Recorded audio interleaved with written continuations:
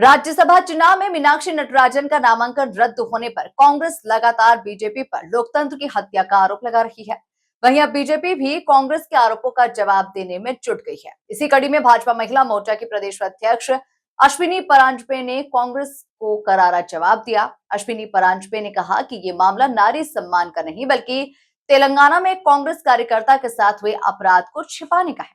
मीनाक्षी नटराजन ने पीड़िता का साथ देने के बजाय आरोपी का पक्ष लिया था। मीनाक्षी का इतिहास हमेशा नारी विषयक मामलों के तथ्यों को छुपाने का रहा है। देखिए खास रिपोर्ट। राज्यसभा में जिस प्रकार से निर्विरोध रूप से 3 नाम आए और उसके बाद जब मीनाक्षी नटराजन जी का जब नामांकन निरस्त होता है और कांग्रेस जब उसको नारी सम्मान का मुद्दा बनाने का प्रयास कर रही है, तो मेरा ये मानना है कि ये प्रश्न नारी सम्मान का नहीं है, ये प्रश्न प्रक्रिया का है।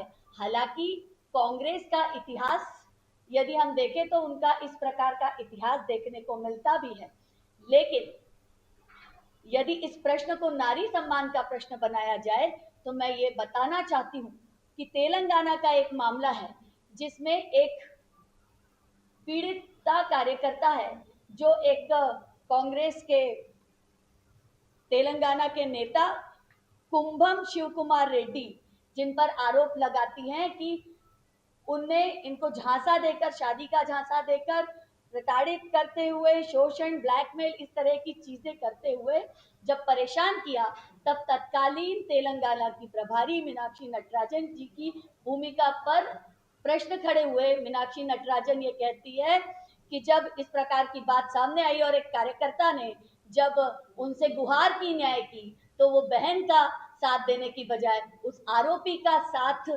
मीनाक्षी नटराजन ने दिया।